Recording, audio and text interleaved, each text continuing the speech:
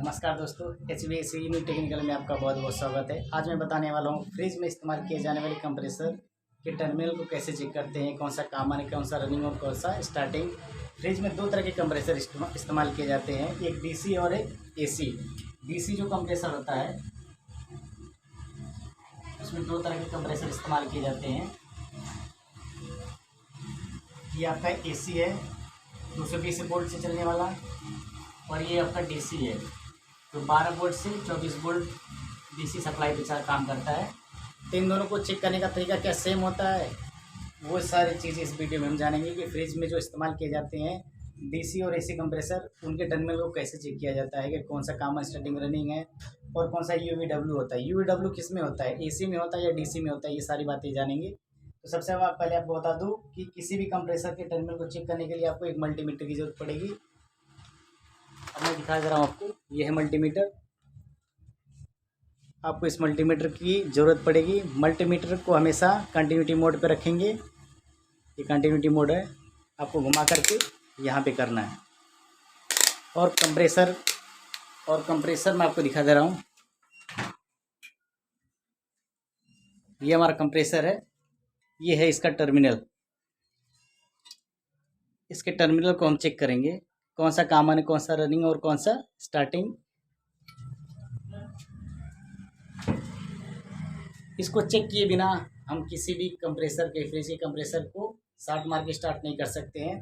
तो आपको क्या करना पड़ेगा, मल्टीमीटर का एक वायर लेना है। ये मल्टीमीटर है, इसका दो वायर होता है। मल्टीमीटर का वायर, इन तीनों पिन को टर्मिनल बोलते हैं। अगर इन तीनों पिन में से किसी एक पिन पे हम लोग मल्टीमीटर का एक तार रखेंगे, चाहे वो फेस हो क्या, एक पॉजिटिव हो और एक निगेटिव, दोनों में से कोई भी एक बार आपको किसी एक पॉइंट पे रखना है। जैसे मैंने एक पॉइंट यहाँ पे रखा और एक पॉइंट यहाँ पे रखा। फिर उसके बाद इसमें कुछ नंबर्स बताएंगे। जैसे मैंने इसको एक नाम दे दिया अलग से ABC। जैसे हमें कॉमन स्टार्टिंग रनिंग तो पता है नहीं, तो हमें पता करने के लिए हम लोग इसमें क्या करेंगे, एक नाम दे देंगे A, B और C। तो सबसे पहले हम लोग क्या करेंगे, एक बार A पे रखेंगे, दूसरा तार B पे। तो इसमें कुछ नंबर शो होते हैं। जैसे A + B मैंने किया, इसमें बता दिया आपका 5 बता दिया।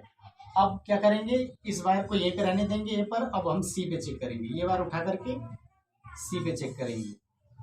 और इसमें मैंने A + C, तो फिर इसमें बता दिया आपका 10। फिर मैंने एक वायर को यहाँ से हटाकर जो ए पे रखा हुआ था, अब हम क्या करेंगे, इसको उठा करके एक वायर को C पे रखेंगे और एक वायर को B पे रखेंगे, यानी C + B, ये बता दिया 20। यानी तीनों टर्मिनल को चेक करने के बाद किसी एक पॉइंट पर रखेंगे और सारी पिनों में आपस में चेक करेंगे 3 बार। जिन दो पिनों का मान सबसे अधिक होता है, हम लोग उससे क्या करते हैं, कॉमन और स्टार्टिंग और रनिंग मानते हैं। यानी जिन दो तारों में सबसे ज़्यादा कंटिन्यूटी बताएगी, यानी C और B पे हमें कितना बताया, 20 बता दिया है। तो हम लोग क्या करते हैं, जिन दो पिनों का मान सबसे अधिक बताया है उसे हम लोग अलग कर लेते हैं, और जो पिन बचती है ऑटोमेटिक उसे कॉमन मान लेते हैं। तो C और B में सबसे ज़्यादा पॉइंट बता रहा है, नंबर बता रहा है, तो हम लोग क्या करेंगे, इसको अलग कर लेंगे। और जिसमें कम बता रहा है उसे, तो हमने कम किस में बता रहा है, B और C में ज़्यादा बताया, A 5 में 5 बता रहा है हमें A पे। अब हम क्या करेंगे, ये कॉमन में पता हो गया, यानी कि A पे हमें क्या पता है, A पे हमने चेक किया तो 5 बताया। A से B पे कितना बताया, 5 बताया। A से C पे 10 बताया, और C और B पे, यानी इन दोनों पे ज़्यादा बताया। तो इन दोनों को छोड़ देंगे, इन दोनों को पकड़ेंगे। C और B पे ये ज़्यादा बता रहा है, तो हम इसमें क्या करेंगे, इसको रनिंग और स्टार्टिंग मान लेंगे, और जो बचेगा वो हमारा कॉमन हो जाएगा। लेकिन हमें ही इसमें पता करना है C और B में कौन सा रनिंग है और कौन सा स्टार्टिंग।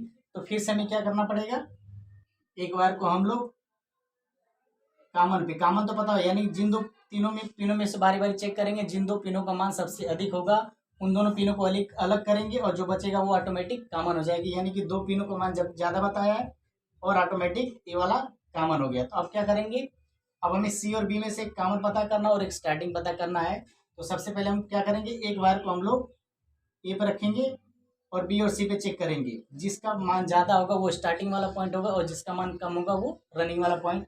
तो हम एक वायर को B पे रखते हैं, A और B पे हमने रखा तो कितना बताया, 5, और A और C पे चेक किया तो हमारा कितना बताया, ये 10। तो मैंने अभी क्या बोला कि जिस पिन में सबसे अधिक मान बताएगा, यानी जिन दो पिनों में ने सबसे अधिक मान बताएगा उसको अलग कर लेंगे, जो बचेगा वो कॉमन हो जाएगी। कॉमन के बाद हम सी और बी में चेक करेंगे, जिसका मान ज़्यादा होगा वो स्टार्टिंग और जिसका मान कम होगा वो रनिंग। तो हम एक तार से बी पे चेक किए, ए से बी चेक किए तो कितना बताया 5, और ए से सी पे चेक किए हैं तो 10 बताया। तो ये हमारा क्या हो जाएगा, स्टार्टिंग हो जाएगा। ठीक है, ये 5 बताया, ये आपका रनिंग हो जाएगा और ये आपका कॉमन पता चल गया। तो कॉमन स्टार्टिंग रनिंग पता करना ऐसे ही पता किया जाता है, इसमें कन्फ्यूजन नहीं होना आपको, इसमें थोड़ा सा दिमाग लगाना पड़ेगा। इसमें दिमाग नहीं लगाएंगे तो आप समझ नहीं पाएंगे। तो सबसे पहले आप मल्टीमीटर लेंगे, मल्टीमीटर में तीनों टर्मिनल में बारी बारी चेक करेंगे, तीनों में जिन दो पिनों का मान सबसे अधिक होगा उसे अलग करेंगे, जो बचेगी वो ऑटोमेटिक कॉमन हो जाएगी। अब हमें एक तार मल्टीमीटर का कॉमन पे रखना है और एक तार दोनों पिनों में बारी बारी चेक करना है। जिन पिन का मान ज़्यादा होगा वो स्टार्टिंग और जिस पिन का मान कम होगा वो रनिंग होगा।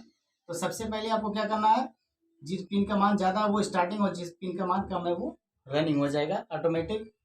तो अभी कॉमन स्टार्टिंग और रनिंग पता चल गया। ठीक है, लेकिन ये हमारा डीसी है, 12 वोल्ट से लेकर 24 वोल्ट डीसी है। ये हमारा जो पीसीबी कार्ड आता है ना उसमें कंप्रेसर इस्तेमाल होता है, वो पीसीबी के बिना स्टार्ट नहीं किया जा सकता। लेकिन जो एसी जो करंट से चलने वाला 220 वोल्ट से करंट चलने वाला उसको झटका देकर स्टार्ट किया जा सकता है।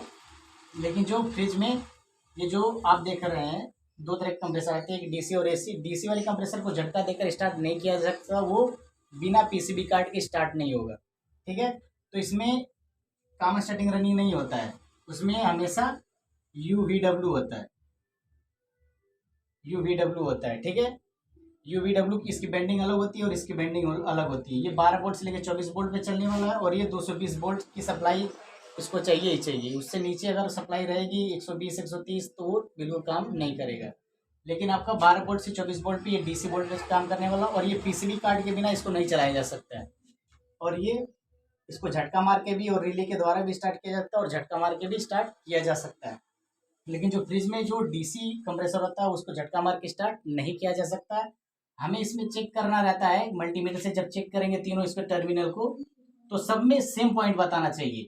जैसे मल्टीमीटर का मैंने एक तार यहाँ पे रखा यू पे डब्लू, तो जैसे इसमें 5 बता दिया, यानी यू प्लस डब्लू इसमें 5 बताती है, फिर यू डब्लू फिर यू पे फिर वी, यू प्लस वी तो ये 5, और वी और डब्लू फिर यू वी और डब्लू यानी वी प्लस डब्लू, तो सब पे 5 यानी सब पे इक्वल बताना चाहिए। अगर इसमें से किसी में अगर डिफरेंस आ रहा है, जैसे 5 बता दिया, किसी में 1 बता दिया, किसी में 5 बता दिया, तो इन तीनों में से किसी एक भी बाइंडिंग में अगर कम बताया तो वो कंप्रेसर डिफेक्टिव माना जाता है, खराब माना जाता है। यानी इन सब कंप्रेसर में बिल्कुल सेम रीडिंग आनी चाहिए, सेम नंबर आना चाहिए, चाहे वो कोई भी कंप्रेसर आप चेक करें, चाहे वो एसी का चेक करें या फ्रिज का चेक करें या किसी भी चीज़ का वीआरबी एसी का या कोई भी चेक करें कंप्रेसर, अगर वो डीसी है तो सब पे कंटिन्यूटी सेम बताना चाहिए। अगर सेम बता रहा है तो वो कंप्रेसर पूरी तरह से सही माना जाता है। तो बॉडी अर्थ कैसे चेक करते हैं, बॉडी अर्थ चेक करने के लिए मल्टीमीटर का एक बार आपको क्या करना है, एक टर्मिनल पे रखना है, किसी भी एक टर्मिनल पे रख देंगे और इसके एक बॉडी पे टच करेंगे और इसको कंटिन्यूटी मोड पे चेक करेंगे। अगर उसमें बीप आ रही है यानी तीनों टर्मिनल पे बारी बारी से रखेंगे और उसके बॉडी पे वायर को रहने देंगे और ये बारी बारी से यहाँ टच करेंगे। किसी पर भी अगर वायर पे अगर कंटिन्यूटी आ रही बॉडी टच करने पे तो वो पूरी तरह से खराब माना जाता है, वो चलेगा लेकिन वो करंट मारता है। ठीक है, तो आपको बॉडी अर्थ भी चेक करना है, सेम उसी तरह इसके भी बॉडी अर्थ को चेक करना है, एक टर्मिनल पे किसी पे रखना है और एक बॉडी पे रखना है इसकी। अगर इस पर करंट आ रहा है, ये बीप दे रहा है तो इसका मतलब ये पूरी तरह से खराब माना जाता है। अगर ये वीडियो आपको समझ में आई हो तो प्लीज़ लाइक और सब्सक्राइब जरूर करिएगा। मैं आपको अगली वीडियो में इसको प्रैक्टिकल करके दिखाऊंगा कि कंप्रेसर का कॉमन स्टार्टिंग और रनिंग कैसे चेक किया जाता है।